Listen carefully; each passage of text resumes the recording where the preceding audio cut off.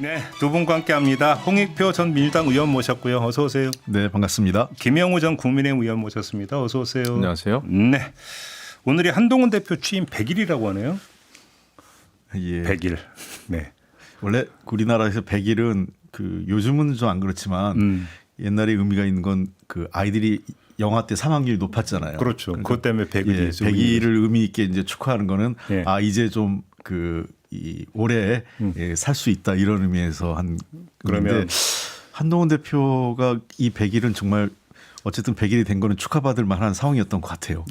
일단 고비는 넘겼다 이렇게 평가하시는 겁니까? 뭐 김옥균 프로젝트는 그렇죠. 벗어났다. 그거는 넘어간 것 같으니까요. 오늘 바로 그 얘기를 좀 한번 해보죠. 한동훈 대표의 미래, 그다음에 현재 입지, 이게 어떤지 오늘 한번 이걸 좀 정밀 분석을 한번 해보시면 어떨까요? 자, 그러면 제가 질문을 이것부터 좀 드려야 될 것 같은데 최근에 그 여론조사를 보면은 윤석열 대통령의 지지율을 놓고 지역을 보면 PK보다 오히려 TK 지역이 더 안 나와요. 한 1%포인트 정도로 더 낮더라고요. 자, 이 현상이 의미하는 바가 뭐라고 봐야 되는 겁니까? 기본적으로 TK는요 전통적으로 자존심이 강한 분들이 많아요. 아, 그래요? 예, 그러니까 권력을 만들든 권력을 유지하든 반대를 하든. 근데 일단 대통령의 지지율이 떨어진다는 것 자체도 기분이 나쁘고. 근데 보니까 또 이게 김건희 여사 건으로 너무 그 이슈가 그냥 압도하잖아요. 이것도 기분이 나쁘고. 예, 김건희 여사에 의해서 또 좌우되는 듯한 대통령의 모습도 싫고. 네. 또 대통령에게 또 맞서는 한동훈 대표에 대해서도 그다지 또 이쁘지 않고. 그냥 다 실래? 예, 제가 볼 때 그런 그 묘한 심리가 작용됐다고 보고 이렇게 가면 이거 안 된다, 망한다라는 그런 것도 있어가지고 지금 그런 심리가 있는 것 같아요. 근데 TK 자체가 뭐 윤석열 대통령에 대한 지역 기반은 아니었어요 원래. 그러니까 박근혜 전 대통령과 좀 다른 면이 그렇죠. 예, 지역 기반은 아닌데 이렇게 가면 안 된다라는 그 경고이기도 합니다. 아, 제가 그렇게 볼 때. 보시고. 예, 그 굉장히 위험한 거죠. 예. 그 요즘 지지율 조사에서 두 가지를 좀 의미 있게 봐야 되는데요. 지금 말씀하신 이제 그 TK 지역이 좀 낮게 나오는 것 하나. 그다음에 두 번째 저는 더 의미 있게 봐야 되는 거는 국정 지지율이 정당 지지율보다 낮은 거예요. 통상적으로 대통령의 국정 지지율이 그 여당 지지율보다 대체로 높은 편이거든요. 그러니까 우리 문재인 정부 시절도 보면 문재인 대통령 지지율은 40% 이하로 떨어진 적이 거의 없었어요. 평균 한 40% 중후반대를 유지했었고. 전 지금도 기억나는 게 그 조국 수사가 한창일 때 문재인 대통령의 지지율이 40%가 무너지느냐 마느냐 갖고 대서특필된 적이 있었어요. 그렇죠. 예. 보통 그때 민주당 지지율이 30% 중후반대였거든요. 그러니까 대통령 지지율보다 5% 내지 많게는 10% 정도 뒤지고 그랬는데 그게 뭐 문재인 대통령은 그런 게 아니라 아주 이례적으로 대통령이 무슨 일이 터지지 않는 한 대부분 대통령 국정 지지율이 조금 높게 나타납니다. 근데 그 언제부턴가 이게 역전돼 버렸어요. 윤석열 대통령과 이 국민의힘 지지율이. 그 얘기는 원래는 여야 그 정쟁을 우리 국민들을 싸우는 거 별로 안 좋아해서 싸움의 지지율이 같이 떨어져요. 여당 야당 다. 근데 지금의 정쟁의 대상은 여당은 뒷전이고 용산과 야당이 직접 싸우는 모습인 거죠. 그러니까 이제 싸움의 주체가 여야가 아니라 대통령과 야당이 되버리니까 대통령 지지율이 점점 하락하는 겁니다. 그리고 TK 쪽의 지지율은 아까 그 김영우 의원님 말씀에 하나만 덧붙인다면 TK 분들이 그런 분 제가 이제 그 부모님이 다 대구 경북이라 예 대구 경북 쪽에 저도 뭐 지인들이 많이 계세요. 처음 듣는 얘기인데요, 이건 또. 그러세요? 예, 그거 많이 알려져 있어요. 저는 처가가 대구인데. 예. 아무튼 네. 예. 그래서 이제 뭐 대구 경북에 지인도 많이 있고 친척분들도 있고 해서 자주 가기도 하는데요. 예. 가보서 얘기 들으면 윤석열 대통령한테는 처음부터 우리 대통령이란 말을 안 썼어요. 이분들이요. 아, 그래요? 예, 그러니까 박근혜 대통령 심지어 이명박 대통령한테까지도 우리 대통령 이런 말이 있었거든요. 근데 윤석열 대통령한테는 우리 대통령이란 말을 안 했는데 첫 번째 이유는 지역적 기반이 아무래도 이분이 저 TK나 영남 쪽이 아니다라는 거. 그렇죠. 예, 그게 제일 컸던 것 같고 두 번째는 정서적 공감대를 형성할 만한 계기가 없었어요.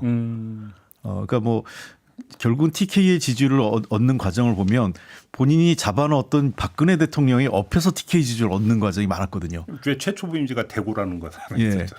그리고 이제 뭐 여러 가지로 이제 본인이 어떤 그 정치적 선언할 때 검찰총장 시절에도 대구지검 가가지고 맞아요. 얘기하는 이런 현상을 보였는데 그런 측면에서 대구 그러니까 지역적 기반 본인이 태어난 지역적 기반도 아니고 두 번째는 어떤 정서적 공감대가 TK 지역하고 있지 않다.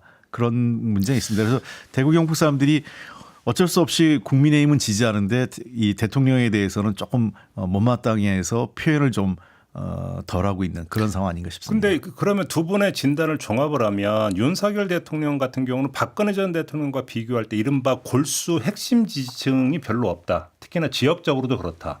그러면 그 얘기는 언제라도 윤석열 대통령에 대해 등을 돌릴 수 있다는 이야기로 연결이 될 수 있고 그 얘기를 한동훈 대표 입장에서 본다면 차별의 여지가 또 그만큼 있다라는 얘기로도 연결이 될 수 있는 거 아니겠습니까? 그러니까 이제 박근혜 대통령하고 다른 게 윤석열 대통령은 지역 기반이 확실치가 않고 그다음에 이념적 지지층이 또 그렇게 확실치가 않아요.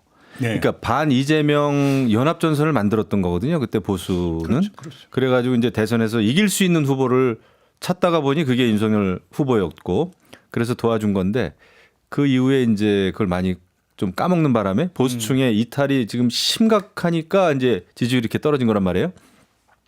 그런 면에서 무너질 때 너무 쉽게 무너질 가능성이 있어요. 그거를 이제 염려하는 거고 그 콘크리트 지지층이 있어야 그게 그래도 계속 어느 정도 그 커버가 좀 되는데 그런 이념적 또 지역 기반이 없다는 차원에서 그게 걱정이 돼요. 이 상태에서 이제 한동훈 대표가 대통령하고 차별화하고 각을 세운다.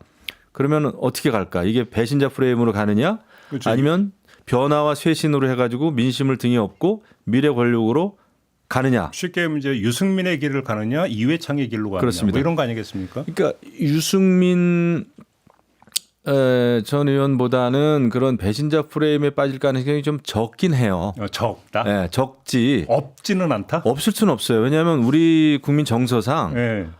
본인을 키워주고 어떤 자리를 줬고 한솥밥을 오래 먹은 사람이 같이 일했던 그 윗분한테 소위 윗사람한테 등을 돌린다 하면은 정서적으로는 약간 그런 게 있을 겁니다. 그리고 특히 강경 보수 일부층에서 태극기 부대라든지 강경 보수 일부층에서는 계속 그걸 만들 거예요. 배신자 프레임을. 강경 유튜버들도 그렇고.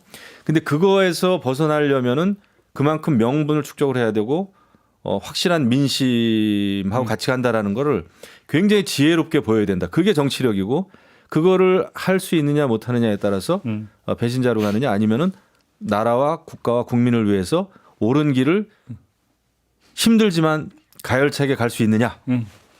그게 문제죠. 홍 의원님 어떻게 진단하세요? 친윤들의 공격이 제가 너무 한마디로 좀 속된 말을 표현하면 너무 후져요. 그래요? 예, 그러니까 배신자 프레임으로 가는 게 옛날 얘기잖아요. 한번 써먹은 프레임이 아닙니까? 유승민 전 대표를 공격할 때 배신자 프레임을 써먹었고 네.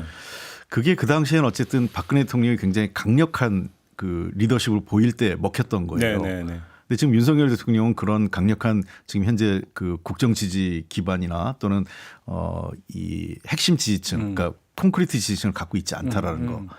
그리고 두 번째는 제가 아까 약간 후져 보인다는 얘기는 배신자라는 게 도대체 이게 어느 시대냐 지금 이게 뭐 조선 시대도 아니고 권위주의 정권 시대도 아닌데 민주주의 시대에서 아무리 자기가 윗사람인 뭐 대통령이 뭐 민이 아니냐 하긴 어쨌든 최고 지도자니까 대통령에게 뭐 이런 바른 말했다고 그걸 배신자라고 공격하는 게 너무 이 권위주의적이고 요즘 아마 MZ 세대 보기에는 저게 말이 돼 이럴 것 같아요. 그렇기 때문에 공격 방식이 너무 이 낡은 방식으로 써먹은 거예요. 한번 써먹은 방식. 그렇습니다. 네. 차라리 무능한 초보 대표가 야당과의 싸움을 제대로 못한다고 무능 프레임을 걸었으면 제가 먹혔을 거예요. 그래요? 예, 왜냐하면 싸움을 제대로 못하고 그러니까 그 모든 리스크를 대통령한테 떠넘기고 있다. 한동훈 당대표가 무능하다. 예. 이 초보라서 정치력도 없다. 예. 이런 거를 대통령을 지켜주지도 못하고 뭐 못하다 이걸 배신자가 아니라 무능하다. 본인은 윤석열 대통령으로부터 가장 많은 혜택을 본 사람 아니겠어요? 한동훈 대표가 그런 부분을 하면서 그렇게 많이 혜택받고 지금까지 당대표 된 것도 다 대통령 덕인데 그런 거 갖고 싸울 때 싸우고 정치력을 발휘하고 이 대통령의 정치적 부담을 덜어줘야 되는데 너무 무능하다 이렇게 갔으면 차라리 저는 초보 경험 미숙 뭐 이런 것들에 대해서 약간 한동훈 대표가 이미 4월 총선에서 패배한 책임이 있잖아요. 뭐 대통령 때문에 졌다 하더라도 당의 그 총선을 총괄한 비대위원장으로서 패배하고 얼마 안 돼서 당대표에 또 나온 거는 사실 무리하게 나온 겁니다. 제가 한동훈 대표에 가까운 조언자였다면 절대로 나오라는 얘기는 안 할 텐데 그 나온 것 자체도 좀 무리했고 그래서 저는 욕심, 그러니까 너무 그 대통령과 정부 여당의 정부의 성공이나 국정 운영의 어떤 그 성공적 운영을 바라기보다는 개인의 욕심과 무능한 초보 이런 쪽으로 공격을 했으면 저는 훨씬 더 먹혔을 것 같은데 공격 방식이 너무 낡은 프레임을 또 가져왔다 이렇게 생각합니다. 그래요. 근데 제가 볼 때는 한동훈 대표가 지금 국민의힘 대표가 아니었다면은 이 윤석열 정부나 그 국민의힘은 더 힘들었을 것 같아요. 그래요. 그래도 김건희 여사 건과 관련해서도 그렇고 이렇게 정면으로 문제 제기할 수 있는 당 대표가 그 여당 당 대표 나오기가 쉽지 않거든요. 그나마 정면 돌파하려고 지금 해온 겁니다. 그러니까 지난 100일 이렇게 돌이켜 보면 굉장히 아슬아슬하고 위태롭고 그 살얼음판 걷는 것 같았지만은 한동훈 대표의 그런 어떤 강단이라 그럴까? 그 정도 되니까 그래도 김건희 여사 대통령의 그 부인 영부인에 대해서 얘기를 하고 그 문자도 씹고 그다음에 활동 중단하라 그러고 특감하자 그러고 그거 보면은 제가 볼 땐 기특합니다. 예. 근데 이제 문제는 여기서 예. 본인이 하고자 하는 거를 하려면은 좀 더 우군을 많이 만들어야 돼요. 더 폭넓게 움직이고 더 인간적으로도 더 고뇌해야 되고 예. 더 민심을 잘 따라간다라는 거를 더 보여줘야 됩니다. 네. 단순하게 대통령과의 차별 하나 그냥 용산 이게 아니라 좀 스킨십을 늘려야 된다. 그렇죠. 스킨십도 늘리고 그 폭을 더 넓혀야 돼요. 그래서 뭐 스님도 만나고 목사님도 만나고 신부님도 좀 만나고 지역에도 가고 예. 그렇게 해가지고 이 집권 여당의 당대표라는 걸 보여줘야 되고 오늘 이제 100일인데 저 같으면은 김건희 여사 건뿐만 아니라 여야 관계 그다음에 우리나라가 처한 상황 그다음에 여러 가지 외교 관계까지 좀 폭넓은 의견을 똑부러지게 제시하는 정도의 그거를 좀 보여줬으면 좋겠어요. 아, 뭐 그 얘기 나왔으니까 우리 홍 의원님께도 오늘 100일 기자회견이 예정돼 있거든요. 예. 어떤 메시지를 발신해야 된다고 보세요?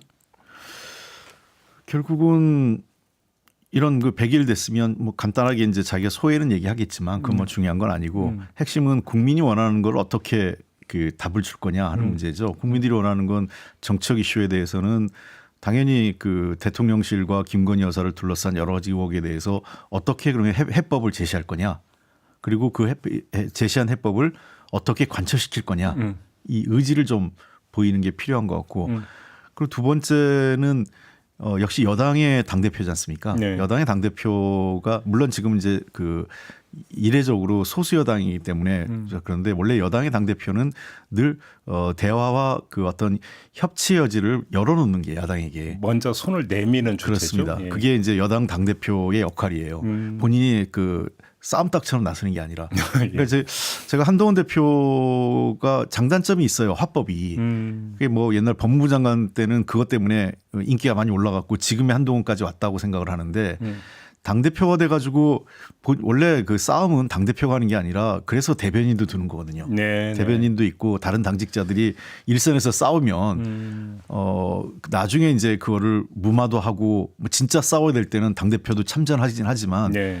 그런 것 그 당대표가 먼저 싸워버리면 나중에 이걸 수습할 사람이 없거든요. 그렇죠. 그래서 그 본인이 보면 참전을 제일 먼저 할 때가 많아요. 그러니까 빨라 한 수, 그 급하고. 그래서 그런 그 오늘의 그 메시지는 야당에 대해서 또 뭐 이재명 대표 사법 리스크를 얘기하면서 이런 얘기를 하는 것보다는 좀 더 큰 틀에서 우리 국회가 나가야 될 방향, 그다음에 우리 사회 여러 가지 뭐 인구절벽 문제라든지 미래 산업에 대한 대비, 또 미국 대선 이후에 다가올 여러 가지 국내적 정세, 북한 문제 등등 이런 거에 대해서 자신의 입장을 얘기하고 여러 가지 야당과 같이 할 수 있는 무슨 협의체라든지 또는 대화의 그 어떤 협의의 틀 이런 것들을 제시하는 게 좀 좋겠다 저는 생각합니다.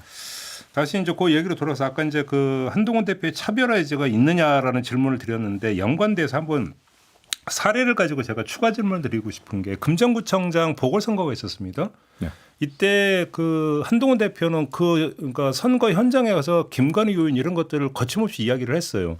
근데 당 일각에서 어떤 비판이 나왔냐면 아니 야당이 후보 단일화까지 해서 정권 심판 선거로 이걸 몰아가려고 하는데 한동훈 대표가 저렇게 얘기를 해버리면 오히려 판을 깔아주는 거 아니냐라는 비판이 있었었어요. 저희 인터뷰에서도 그렇게 그러니까 주장한 그러니까 인사도 있었었는데 결과는 사실은 아주 큰 스코어차로 이겼단 말이죠. 네.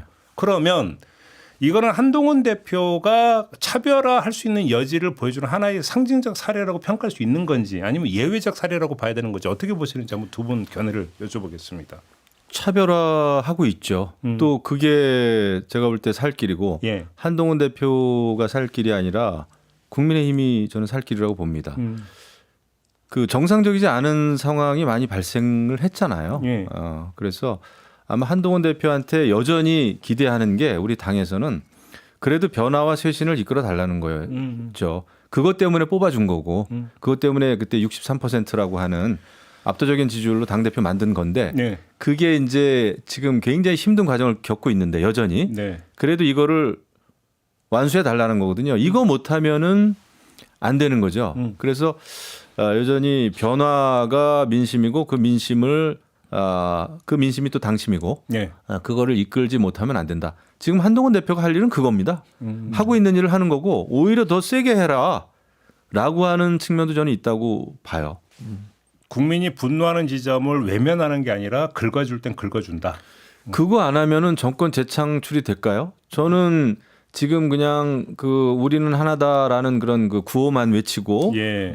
그냥 뭐 그렇게 가가지고는 저는 이 전국 돌파 절대 못한다고 봅니다.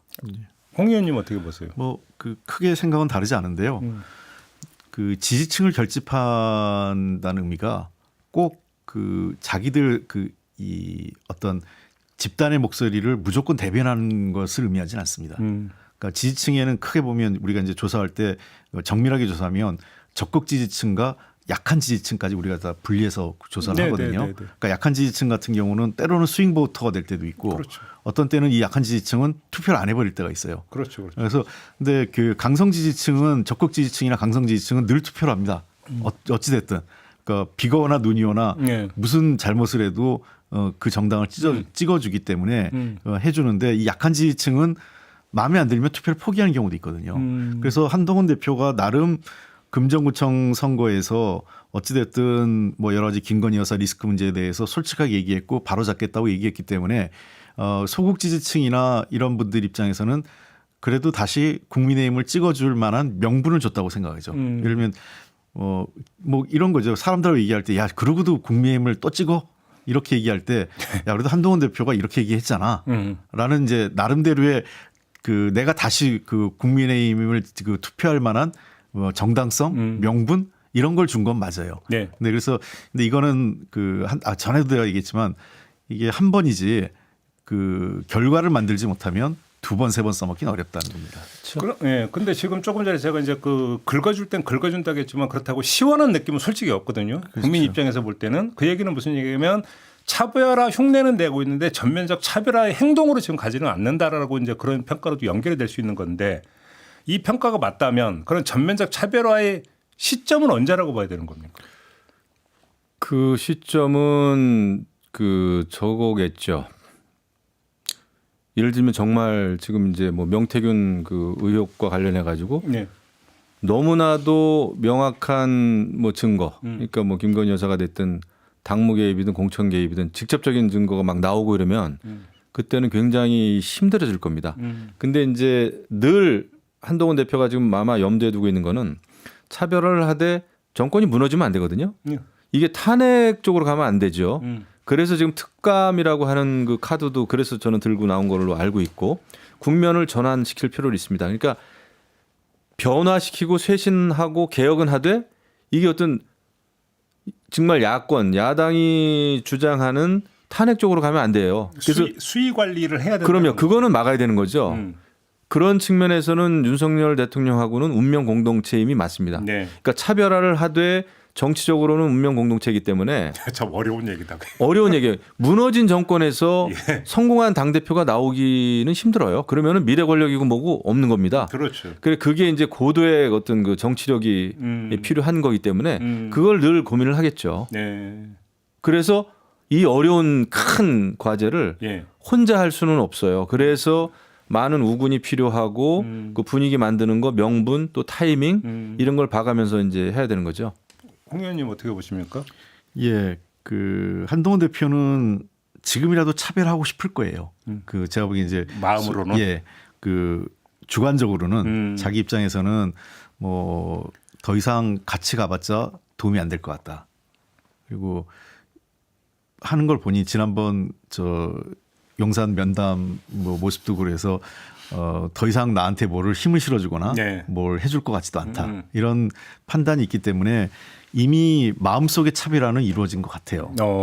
마음속의 차별화는 하는데 객관적인 상황이 안 따라가는 거죠. 예. 객관적인 상황이라는 건 첫 번째는 가장 중요한 제가 늘 얘기하는데 대통령의 시간이 너무 많아요. 아직 11월 한 9일이 지나야 이제 임기 절반이 지나거든요. 반환점 그때도 올죠. 예, 이제 반환점.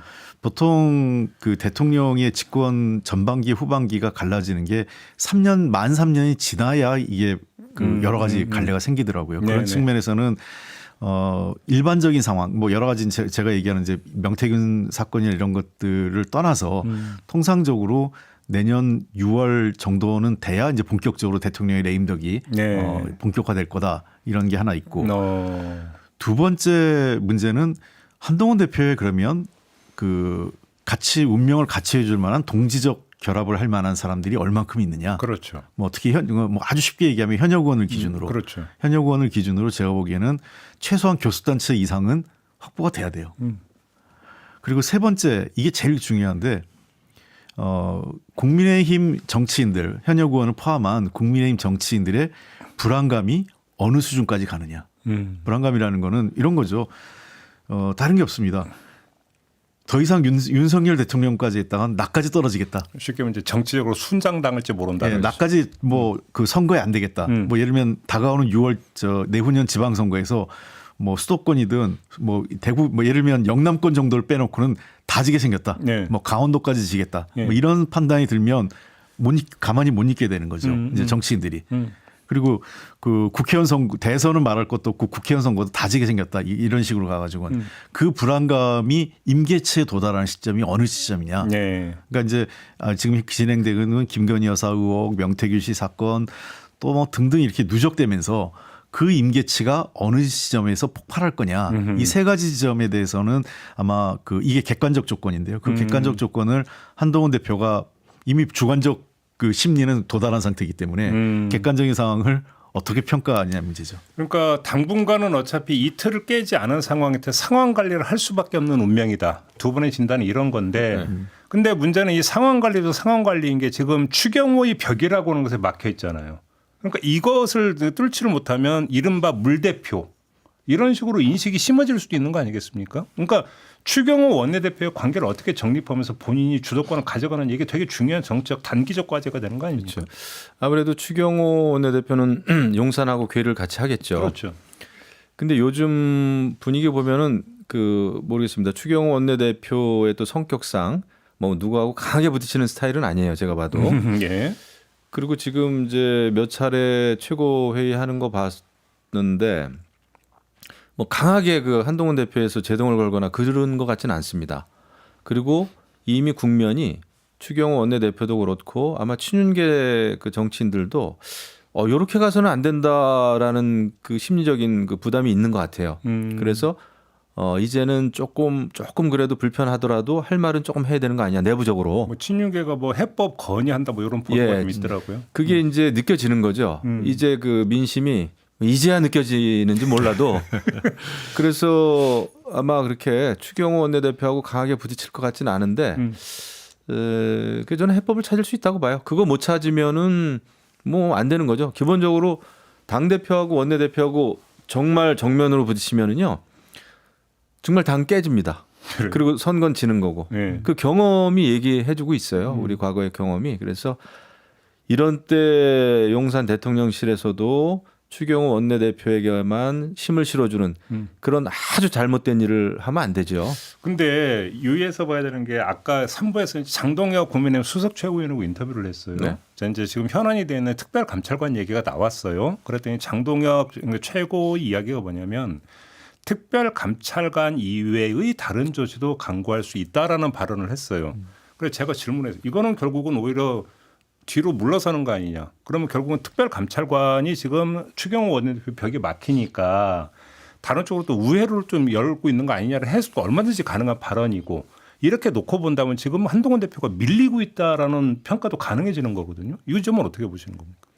그러니까 제가 아까 말씀드린 게 한동훈 대표가 생각은 있는데 관철시킬 만한 그 힘, 그걸 지금까지 보여주지 못했다는 거예요. 네네네. 그래서 우회적으로 이제 그 국민의힘 지지자들 입장에서는 뭔가 차별화 그리고 대통령실의 잘못을 바로잡길 기대하는 어떤 그런 지지층 입장에서는 그래도 뭐 아까 김영호 의원님 말씀하신 것처럼 지금은 한동훈 대표가 약간의 희망이라고 할 수 있겠지만 시간이 지나면 한동훈 대표한테도 이제 실망하고 이제 돌아서는 상황이 올 거예요. 결과가 없으면. 그러니까 지금 상황에서 그러니까 제가 이제 아까 추경호 원내대표 얘기를 했는데 문제가 되는 게 이런 것 같아요. 그러니까 안타깝게도 수도권에서 국민의힘이 대패를 하다 보니까 충청권하고 수도권에서 국회의원의 그 다선 의원과 원내대표를 할 만한 인물이 대구 경북이나 그 PK 지역밖에 없어요. 네. 근데 이제 대구 경북이나 PK 지역은 지금처럼 그냥 해도 본인이 당선되는데 문제가 없거든요. 그 본인의 불안감의 수치가 다른 거예요. 그러니까 수도권에 있는 의원하고. 그렇죠. 그런 측면에서 지금 추경호 원내대표가 뭐 특별히 뭐 나빠서 이런 거보다는 실제로 그 본인은 이렇게 민심에 있어서 불안감이 크지 않을 거예요. 다니면요. 자기 지역구 다니고 이러면. 그러니까 그런 아까 제가 임계치, 불안감의 임계치가 온도 차이가 있는 겁니다. 그러니까 저 한동훈 대표가 가장 중요한 것은 결국은 지금 첫 번째는 추경호 대표를 설득하는 것. 이게 제일 그 설득해서 자기하고 같이 가는 게 1차적인 방법이라면 그게 안 되면 다음 차기 원내대표는 최소한 자기와 호흡을 맞출 수 있는 사람을 만들어낼 수 있느냐. 그게 이제 정치력인 근데 거죠. 이제 지금 친한계로 분류되는 의원들의 면면을 보면 최소한 3선 이상은 돼야 되는 거잖아요. 원내대표로 하려면. 별로 보이지가 않으니까. 예. 안철수 의원은 어떨까요? 그리고 이 한동훈 대표한테 한 가지 제가 좀 지난번에도 뭐 좀 제 말을 안 듣겠지만 그래도 조언을 해준다면 이 싸움을 혼자 다 독식하려고 하면 힘이 안 생깁니다. 그러니까 그 싸움의 성과를 공유할 수 있는 그러니까 주요 정치인들하고 공유할 수 있는 이 그 품이 있어야 돼요. 예를 들면 오세훈 시장, 뭐 또 뭐 나경원 전 대표, 뭐 그다음에 최근에 뭐 여러 모인 사람 있지 않습니까? 네네. 그런 사람들하고 예를 들면 대통령실과의 싸움을 좀 넓혀서 그 승리했을 경우 승리에 따른 그 결과물들을 그 사람들과 같이 공유해야 되는데 네. 제가 보기에는 얼마 전에 그 중진 의원들 몇 분 모였더라고요. 권영세 의원하고 오세훈 시장 등등. 네, 어제 아침. 예. 어제 모이셨는데 이 반대의 전선이 만들어진 거죠. 반 한동훈 전선처럼 만들어진 게 한동훈 대표가 이 싸움의 성과를 자기의 정책 미래로만 가져가려고 해서 더 협소해지는 겁니다. 쉽게 말하면 상황 관리 말고 조직 관리나 인물 관리, 인맥 관리도 지금 제대로 안 되고 있다. 예, 그러니까 제가 보기에는 이런 거죠. 정치판이라는 게 또 그 어디든 그렇습니다. 우리가 사람 관계가 그 여기 여의도에 있는 사람들이 아무리 뭐 누가 보기에는 허접해 보일지 모르겠지만 일정하게 다 정치를 가진 분들이에요. 그러니까. 이 싸움의 성과를 한동훈 대표가 혼자 독식하고 미래 권력을 하는 디딤돌로 살려고 하면 누가 거기에 힘을 같이 실어주겠습니까? 한동훈 대표가 이 전리품을 성과를 주요 정치인들하고 같이 공동으로 나누려고 하고 함께 하려고 할 때 자기 힘이 생기는 거예요. 거꾸로. 이제 흔히 하는 제휴 내지 연대. 그렇죠. 이런 마인드가 있어야 되는데 예. 이게 없다. 예. 이제 조건이 좋진 않아요. 그러니까 그 중진 의원들도 그렇고 그분들도 이제 다 또 자기 계산이 있고 그리고 아직까지는 대통령 임기가 많이 남다 보니까 그 전선에 합류를 안 하죠. 그래서 어제 그 발표한 것도 보니까 한동훈 대표에 대해서도 약간의 그 경계 내지는 경고가 있었고 뭐 대통령에 대해서도 또 책임지실 일은 또 책임지도록 하시라 뭐 이런 얘기인데 굉장히 추상적이더라고요. 제가 볼 때. 내지 양비론. 네, 양비론. 그래서 원래 그분들이 모여가지고 제대로 된 것 같으면은 그분들이 대통령하고 한번 면담 요청을 해야죠. 그야말로. 그래가지고 이 정국에 대해서 해답을 찾으려고 해야 되고 더 강한 톤으로 몇 가지 주장이 나왔으면 했습니다. 저는 그분들이야말로 만약에 뭐 김건희 여사 활동 전면 중단해야 된다. 이 시국에서는 뭐 봉사 활동 뭐 이런 것도 안 된다. 지금 이 국면을 돌파하기 위해서는 그 정도 나오고 용산 인적 개편 전면 인적 개편 해야 된다. 이 정도 나와야 되는데 그게 아니고 좀 그랬습니다.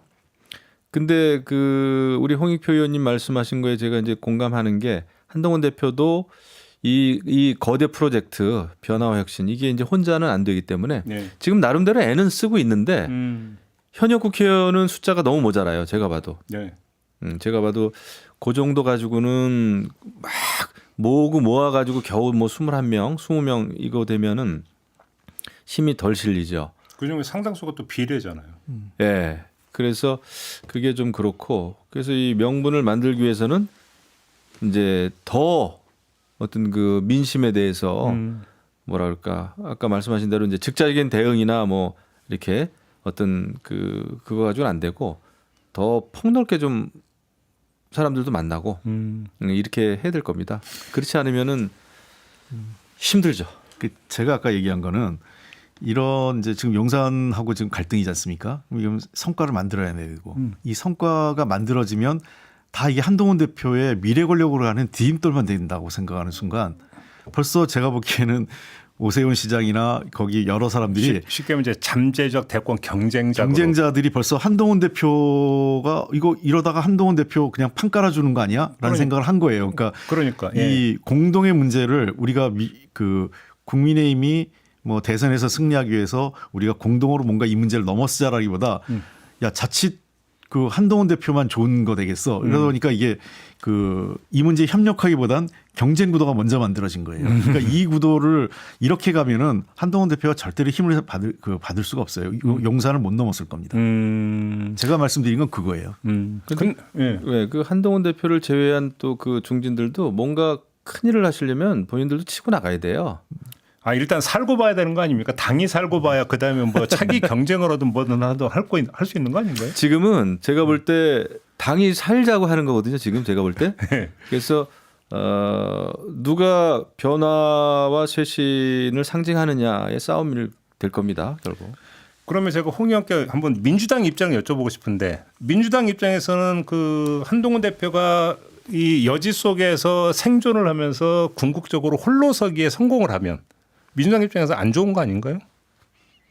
뭐 양쪽이 있을 것 같아요. 그래, 양면이 있다. 예, 양면이 있는데 하나는 어쨌든 뭐 만약에 차별화에 성공해서 뭐 한동훈 대표의 미래 권력도 정권 교체적 성격을 갖는다고 국민이 판단하면 그게 네. 이제 가장 성공적인 모델이 박근혜 대통령이었죠. 그렇죠.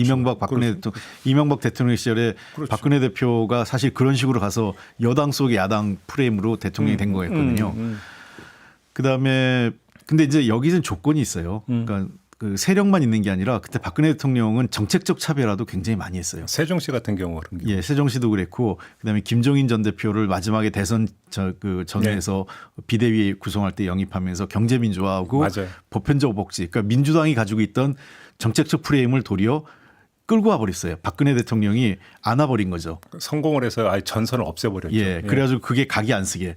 예, 그러니까 남는 거는 박근혜 대통령 고정 지지층하고 강력한 지지 기반만 갖고 이제 승리할 수 있는 기반이 만들어졌기 때문에 한동훈 대표가 그 단순히 대통령과의 싸움만을 통해서 차별화가 되는 게 아니라 정책적 비전과 역량까지 또 세력을 만들어가는 과정이 있었다면 우리로서 굉장히 그 위험한 상황이 올 수도 있죠. 민주당. 근데 하나만 더 말씀드리면 만약에 반대로 대통령이 갈등만 해가지고 그 판이 정리된다. 그러면 아마 제가 보기에는 여권의 분열이 그 차기 대권 구도에 그 썩 바람직한 상황은 아닐 수도 있다고 생각합니다. 그래요. 그때 박근혜 대통령이 당선될 수 있었던 또 중요한 요인 중에 하나는 사실 그때 MB 대통령이 2012년 그때 2월쯤인가요? 제가 한번 뵀어요. 한번 MB를. 네, 한번 들어오라 그래가지고 관저에서 만났는데 그때 이제 배석자도 아예 없이 예, 이렇게 아침에 국밥 먹으면서 말씀을 이제 들었는데 그때 이제 박근혜 그 비대위원장 시절입니다. 제가 사무부총장이었고 그때 그래도 당을 책임진 사람들한테 힘을 실어줘야 된다. 그래서 박근혜 비대위원장을 사실은 도와준 거예요. 아, MB가? 예, 그 차별화가 이제 워낙 경쟁이 심했고 이제 대선 후보 때 그런 게 남아 있었지만 친이 친박이 갈등이 심했지만은 그래도 그 될 사람 내지는 당의 책임을 맡고 있는 사람들이 일을 할 수 있게 도와줘야 된다. 그때 사실은 공천 막 할 때였어요. 19대 공천. 그렇죠. 총선 직전이. 예, 직전이었어요. 그래서 제가 그걸 기억을 하고 있고 똑똑히 이번에 한동훈 대표가 이상득 부의장 그 장례식장에서 MB 대통령한테 들은 얘기가 있잖아요. 예, 맞아요. 예. 그때 그 말씀을 저한테 하신 말씀 똑같은 말씀을 하셨더라고요. 그래도 그 대통령은 그 당 대표 내지는 뭐 좀 이렇게 도와줘야 된다. 네네네. 예, 그런 비슷한 얘기를 했거든요. 예, 그겁니다. 그러니까 차별화라는 것이 정말 현직 대통령하고 완전히 극한 지점까지 가서 싸워가지고는 그 미래 권력이 성공하기는 힘들어요. 그러니까 현직 대통령도 정권 재창출을 하고 싶으면 사실은 당을 책임지거나 또 미래 권력을 위해서 경쟁하는 그 자당의 후보들을 도와줘야 됩니다. 그런 식으로 차별한 경우가 이회창 케이스 아닌가요? 실패했죠. 그래서 안 되잖아요. 그러니까 실패했잖아요. 예, 실패했죠. 그러니까 굉장히 이게 그 참 쉬운 게 아닌데 말처럼. 그러니까 대통령께서도 뭐 한동훈 대표뿐만 아니라 그 대선에 나서는 잠재적인 후보들이 공정하게 능력 있는 사람이 열심히 해서 될 수 있는 그 판을 만들어 줘야죠. 그러니까요. 그러면 현직 대통령 입장이 되게 중요해요. 근데 현직 대통령이 자신을 밟고 갈 수 있는 여지를 열어줘야 되는데. 그렇죠. 근데 그러기에 아까 그래서 이제 제가 시간의 문제를 얘기한 게 틈도 안 보이는 것 같은데. 예, 하나는 시간이 너무 길고 현재 그리고 두 번째는 윤석열 대통령이 그럼 변해야 되는 게 전제인데 과연 그럴까? 그러니까 이제 윤석열 대통령의 변화, 그다음에 한동훈 대표의 결기, 뭐 네. 이런 것 등등이 예. 맞물려야만 가능할 텐데 가능할까 이거에 대해서 좀 지금 그 말씀을 오늘의 결론으로 삼도록 하겠습니다. 동의하시죠, 의원님도? 네, 네. 네. 알겠습니다. 오늘 이야기 좀 이렇게 마무리하고요. 두 분과 인사 나눠야 될 것 같습니다. 수고하셨습니다. 네, 고맙습니다. 고맙습니다. 네, 저도 물러가겠습니다. 고맙습니다.